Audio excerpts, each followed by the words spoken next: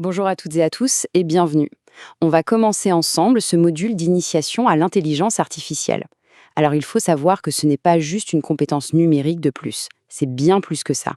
C'est une force qui est déjà en train de transformer nos métiers, nos études et même notre quotidien. L'objectif, ici, c'est qu'ensemble on puisse décrypter les mécanismes de cette technologie qui est, il faut le dire, absolument fascinante. Voici donc notre feuille de route pour cette première séance. On va d'abord poser les bases, voir ce qu'on attend de ce cours, puis on va s'attaquer à la grande question. Qu'est-ce que l'IA au juste? Ensuite, on verra comment ces systèmes intelligents fonctionnent concrètement. On fera un petit retour en arrière pour comprendre d'où ça vient, et on finira par regarder comment l'IA est déjà, en fait, partout autour de nous. Allez, c'est parti. Bon, notre principal objectif ici, il est assez simple en apparence. Il s'agit de démystifier l'intelligence artificielle.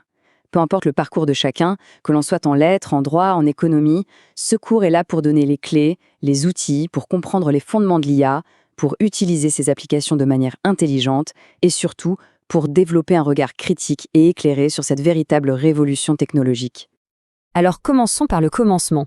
Le terme intelligence artificielle est partout, on l'entend sans cesse. Mais qu'est-ce que ça signifie vraiment? Qu'est-ce qu'on met derrière ces deux mots? C'est ce qu'on va essayer de clarifier maintenant. Pour faire simple, l'IA, c'est une branche de l'informatique qui fabrique des systèmes capables de faire des choses qui, jusqu'à très récemment, étaient réservées à l'intelligence humaine. Analyser, apprendre, décider. Mais attention, il y a une nuance absolument essentielle. Une IA simule l'intelligence, elle ne la possède pas. Elle ne pense pas et elle ne ressent aucune émotion comme nous. C'est une distinction capitale. Et ça nous amène à une différence fondamentale. Pensez-y une seconde.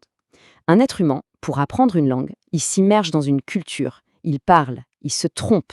C'est une expérience incroyablement riche, sociale, émotionnelle. Une IA, son approche est radicalement différente. Elle va avaler, analyser des milliards de phrases, de textes, de livres.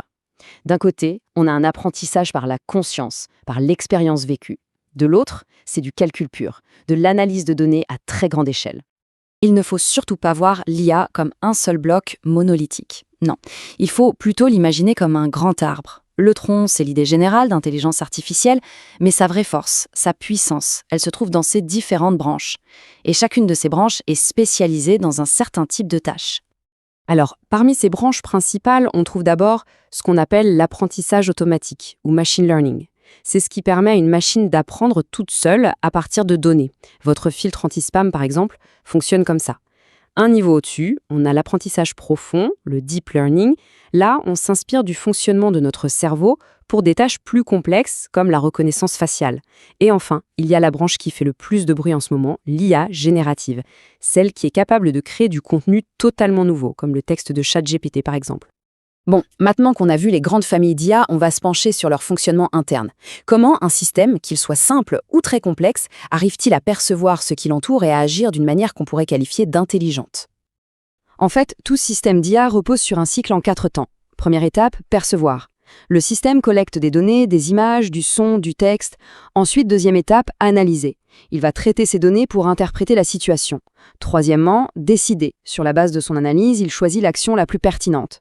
Et enfin, l'étape cruciale, apprendre. Il va tirer des leçons de ses actions pour faire mieux la prochaine fois. C'est une sorte de boucle d'amélioration continue. L'exemple de la voiture autonome est parfait pour illustrer ça. Étape 1, elle perçoit la route, les autres voitures, les piétons, avec ses caméras et ses capteurs. Étape 2, elle analyse toutes ces infos pour comprendre où sont les obstacles. Étape 3, elle décide de freiner parce qu'un piéton traverse. Et enfin, étape 4, elle apprend de cette situation. Chaque kilomètre parcouru va affiner sa conduite future. C'est ce cycle complet, en action, sur nos routes. Maintenant, pour bien comprendre où l'on va, c'est toujours utile de savoir d'où l'on vient. L'idée d'une machine qui pense, ce n'est pas nouveau, mais son histoire est jalonnée de moments clés, de véritables accélérations. Faisons un petit voyage dans le temps. Tout commence, en quelque sorte, dans les années 50, avec Alan Turing qui pose cette question fondatrice. Une machine peut-elle penser? Ensuite, il faut attendre les années 90 pour une victoire très symbolique.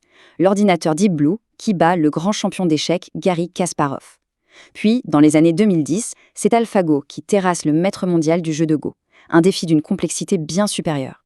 Et aujourd'hui, nous vivons une véritable explosion, qui est alimentée par une puissance de calcul gigantesque et des montagnes de données. C'est ce qui a permis l'émergence des IA génératives que l'on connaît. Ce petit parcours historique nous amène donc directement à aujourd'hui, parce que l'IA, ce n'est plus de la science-fiction. Elle a quitté les laboratoires de recherche pour s'intégrer, souvent de manière très discrète, dans notre vie de tous les jours. L'IA est déjà un outil concret, un outil puissant. Dans la santé, elle aide les médecins à détecter des maladies plus tôt sur des radios, des scanners. Dans l'éducation, elle peut aider à créer des exercices adaptés au niveau de chaque étudiant. Dans l'industrie, les robots intelligents améliorent la sécurité et la productivité. Et bien sûr, dans nos poches, les assistants vocaux ou les applications qui génèrent des images à partir d'un simple texte en sont des exemples que l'on utilise tous les jours. On termine donc cette introduction avec une question qui est, à mon sens, essentielle. Maintenant qu'on commence à saisir la puissance de l'IA, le vrai défi ne fait que commencer. Comment faire en sorte que cette technologie soit utilisée de manière éthique, de manière juste et pour le bien de toute la société? Et ça, ce n'est pas seulement une question pour les ingénieurs ou pour les politiques, c'est un défi pour notre génération et c'est une question qu'on explorera en profondeur tout au long de ce cours.